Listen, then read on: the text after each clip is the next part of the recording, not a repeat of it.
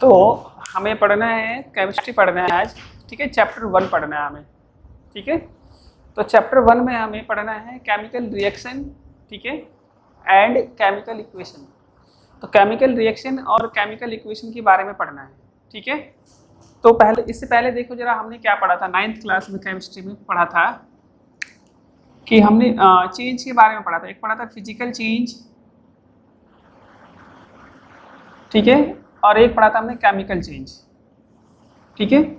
तो physical change और chemical change के बारे में पढ़ा था, ठीक है। तो केमिकल चेंज के बारे में क्या पढ़ा था हमने, जो हमने पहले पढ़ा था वो बता रहा हूँ मैं। केमिकल चेंज के बारे में पढ़ा था कि ये जो होता है परमानेंट चेंज होता है। कैसे चेंज होता है? ये परमानेंट चेंज होता है, ये परमानेंट होता है। अब परमानेंट मीन्स उसकी बात से क्या होता है कि जब केमिकल चेंज होता है, जब भी केमिकल चेंज होता है तो new substance with new properties form होते हैं, ठीक है। New substance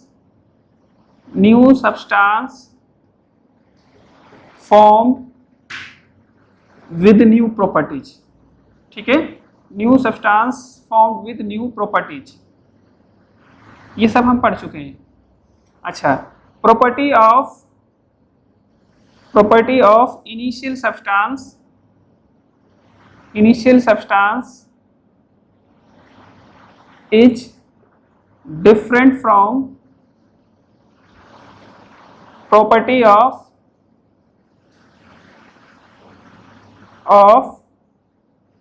new substance. ये सब हमने 9th क्लास में पढ़ा था, ठीक है। और इसमें जस्ट इसका अपोजिट, ये परमानेंट नहीं होता है, ये क्या होता है? टेम्परेरी होता है। उसके बाद क्या होता है? No new substance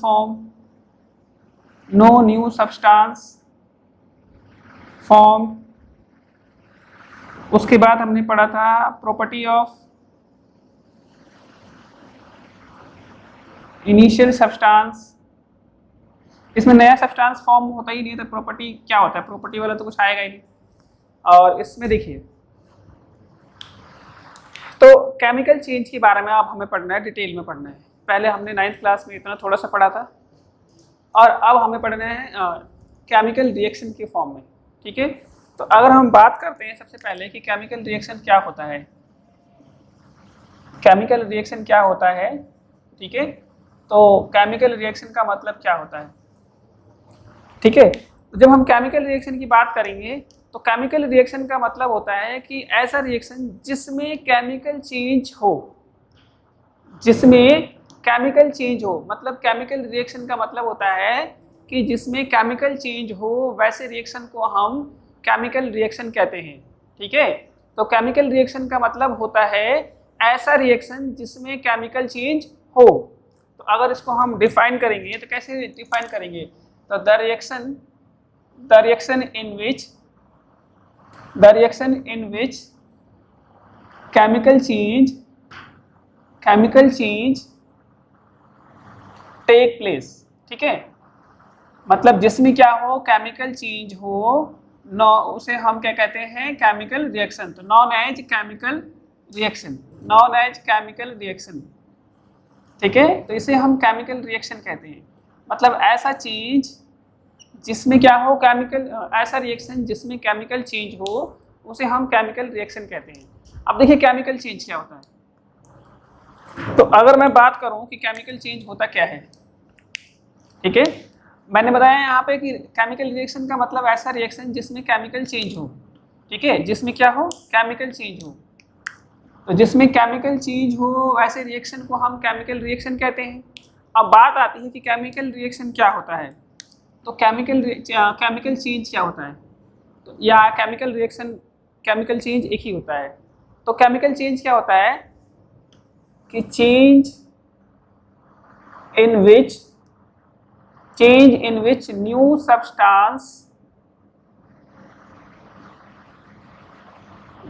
substances are formed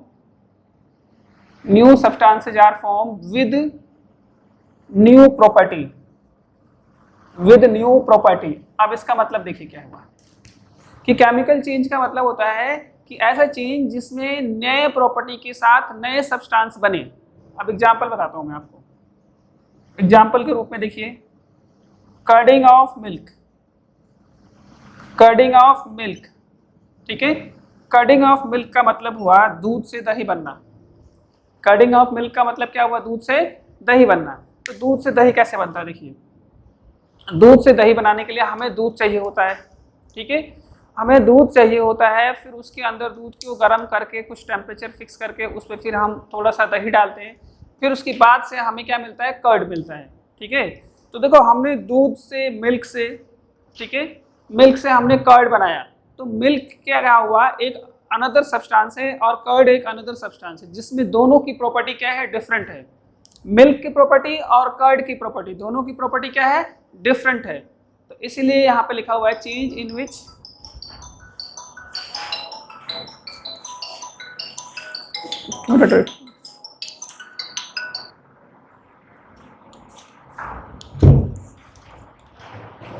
तो देखिए, मिल्क जो होता है, मिल्क की प्रॉपर्टी और कर्ड की प्रॉपर्टी, दोनों की प्रॉपर्टी क्या होती है? अलग होती है, ठीक है। दूसरा एग्जांपल देखिए, rusting of iron, rusting of iron, ठीक है। तो रस्टिंग ऑफ आयरन का मतलब होता है लोहे में जंग लगना। रस्टिंग ऑफ आयरन का मतलब होता है लोहे में जंग लगना। तो देखिए, आयरन क्या होता है और रस्ट क्या होता है? आयरन जो होता है आपका, आयरन का जो सिंबल होता है वो होता है Fe, और रस्ट का जो सिंबल होता है वो होता है Fe2O3, ठीक है। तो आयरन और रस्ट, देखिए, इन दोनों की प्रॉपर्टी अलग है कि नहीं है? रस्टिंग ऑफ आयरन, इन दोनों की प्रॉपर्टी अलग है ना, ठीक है। इसमें क्या होता है? कलर भी चेंज हो जाता है। आपको आयरन जो होता है सिल्वर ग्रे कलर का होता है, रस्ट जो होता है रेडिश ब्राउन कलर का होता है। तो इसलिए क्या होता है? Change in which new substance. देखिए, आयरन पहले सब्सटेंस है, इनिशियल सब्सटेंस है, यहाँ पे लिखा हुआ है, देखिए यहाँ पे क्या लिखा हुआ है? Property of initial substance is different from property of new substance. तो अगर हमें रस्टिंग ऑफ आयरन करना है तो पहले आयरन चाहिए, ठीक है, फिर उसके बाद, ठीक है, फिर उसके बाद आयरन पे एयर, वाटर, मॉइस्चर। बच्चों देखिए, अब तक तो हमने पढ़ा है कि केमिकल रिएक्शन क्या होता है, ओनली यही पढ़ा है केमिकल रिएक्शन क्या होता है, प्रोडक्ट क्या होता है और रिएक्टेंट क्या होता है। अब देखते हैं कैरेक्टरिस्टिक्स ऑफ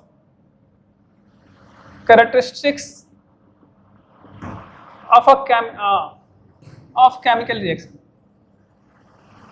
केमिकल रिएक्शंस मतलब जो केमिकल रिएक्शंस होते हैं उनके कैरेक्टरिस्टिक्स क्या होते हैं, या कैसे पता लगाएंगे कि हम केमिकल रिएक्शन हो रहा है, ठीक है। ये केमिकल रिएक्शन होगा तो उसके दौरान क्या क्या चीजें होंगी। तो सबसे पहली चीज तो ये है change in state. Change in state, बेटा इसका मतलब देखिए क्या होता है? स्टेट चेंज का मतलब क्या होता है? जैसे 9th क्लास में आपने पढ़ा था ना, मैटर चैप्टर पढ़ा था, सॉलिड, लिक्विड, गैस। सॉलिड, फिर स्टेट चेंज होकर लिक्विड, फिर गैस। तो उसी तरह से यहाँ पर भी करना है कि जब केमिकल रिएक्शन होगा तो स्टेट चेंज होगा। मतलब स्टेट चेंज होने का एग्जांपल देखिए, एग्जांपल देखिए इसका, H2 प्लस O2, ठीक है। ये G लिखा है ना मैंने, G, इस G का मतलब क्या होता है ये बताऊंगा मैं आपको। H2O, ये हो गया लिक्विड, ये होगा लिक्विड। मतलब देखिए, केमिकल रिएक्शन जब कराया हमने, हाइड्रोजन और वाटर लिया है, ठीक है, हाइड्रोजन और वाटर लिया है। तो जो हाइड्रोजन एंड वाटर हमने जो लिया है, ठीक है, ये गैस फॉर्म में है। Hydrogen gas, oxygen gas. जब हाइड्रोजन गैस, ऑक्सीजन गैस आपस में कंबाइन होते हैं तब जाके बनता है वाटर। और वाटर किस फॉर्म में होता है? लिक्विड फॉर्म में होता है। किस फॉर्म में होता है वाटर? लिक्विड फॉर्म में। और ये थोड़ा मैं बैलेंसिंग कर रहा हूँ, बैलेंसिंग इसके बाद सिखाऊंगा आपको, अभी ध्यान देने की जरूरत नहीं है आपको, ठीक है। तो चेंज इन स्टेट, जैसे देखिए भाई, हमने रिएक्टेंट जो लिया है, हमारा जो रिएक्टेंट है और ये प्रोडक्ट है, तो हमारा जो रिएक्टेंट है वो गैस फॉर्म में है और प्रोडक्ट हमें मिल रहा है लिक्विड फॉर्म में। तो मतलब क्या हुआ? स्टेट चेंज हुआ कि नहीं हुआ? गैस से लिक्विड गए, गैस से लिक्विड गए। जैसे हमने 9th में पढ़ा है ना, गैस को लिक्विड करना है तो स्टेट चेंज करना है तो उसे हमें ठंडा करना पड़ता है। लेकिन यहाँ पे क्या है कि जब गैस और गैस मिले तो बाद में हमें लिक्विड मिल रहा है, तो ये भी क्या हुआ, स्टेट चेंज हुआ। दूसरा देखिए, change in temperature, change in temperature, ठीक है। चेंज इन टेम्परेचर का देखिए क्या एग्जांपल है। चेंज इन टेम्परेचर में देखिए CaO, ठीक है, ये सॉलिड फॉर्म में होता है। स्टेट चेंज तो यहाँ पर भी हो सकता है, इसे बोलते हैं हम कैल्शियम ऑक्साइड, कैल्शियम ऑक्साइड, ठीक है। और हमें वाटर के साथ मिक्स करना है, H2O लिक्विड फॉर्म में, ठीक है। चेंज इन टेम्परेचर की बता रहा हूं मैं। और हमें मिलेगा CaOH का होल ट्वाइस, इसका नाम है कैल्शियम हाइड्रोक्साइड, कैल्शियम हाइड्रोक्साइड। और यहाँ पे मिलेगा बहुत सारा हीट, बहुत सारा हीट। हीट का मतलब क्या होता है बच्चों, हीट का मतलब होता है ऊष्मा, गर्मी। तो यहाँ देखिए इसका दूसरा नाम भी है, इसका नाम है क्विक लाइम, इसका दूसरा नाम है क्विक लाइम, इसका कॉमन नेम है ये क्विक लाइम, और इसका कॉमन नेम होता है स्लेक्ट लाइम, स्लेक्ट लाइम। इसको बूझा हुआ चूना भी कहते हैं, इसे बूझा हुआ चूना। और क्विक लाइम जो होता है, कैल्शियम ऑक्साइड होता है, ये चूना ही होता है। अब चूना क्या होता है मैं बताता हूँ आपको, आप लोगों ने तो नहीं देखा होगा, शायद, या देखा हो तो अच्छी बात है।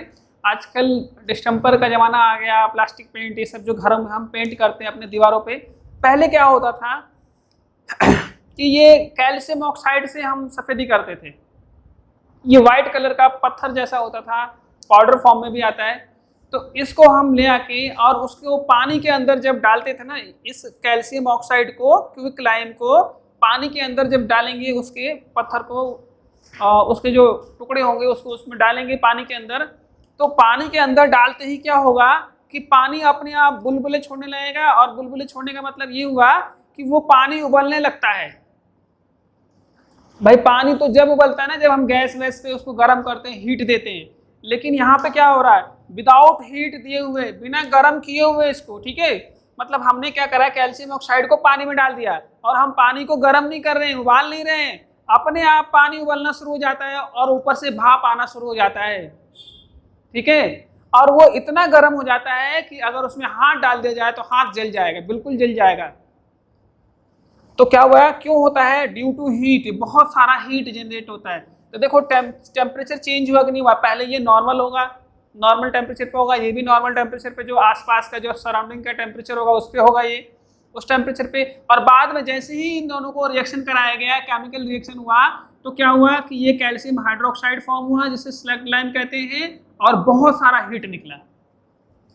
फिर हमें जब सफेदी करनी होती है तो इसको थोड़ा देर छोड़ना पड़ता है, इसको थोड़ा देर छोड़ना पड़ता है, 2, 4, 5, 10 घंटे छोड़ने से क्या होता है कि फिर ये हीट अपने आप शांत हो जाता है, उसका हीट खत्म हो जाता है, तब जाके उसको हम वॉल पे अप्लाई करते हैं।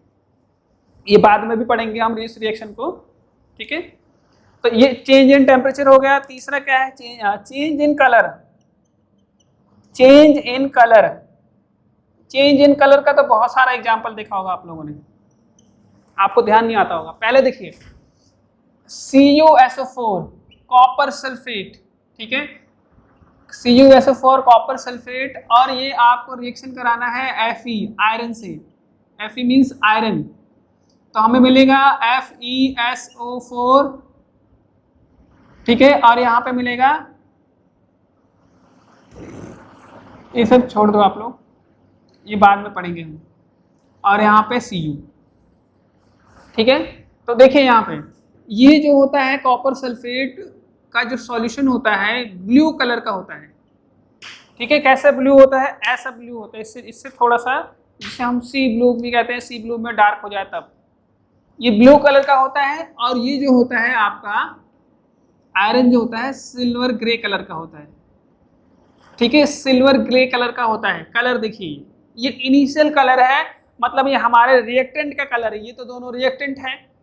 अब ये जो दोनों रिएक्टेंट आपस में मिलेंगे तो क्या फॉर्म करते हैं, ferrous sulphate. That compound is known as ferrous sulphate. पहले तो इसका नाम देखते हैं हम लोग, ठीक है, फेरस सल्फेट,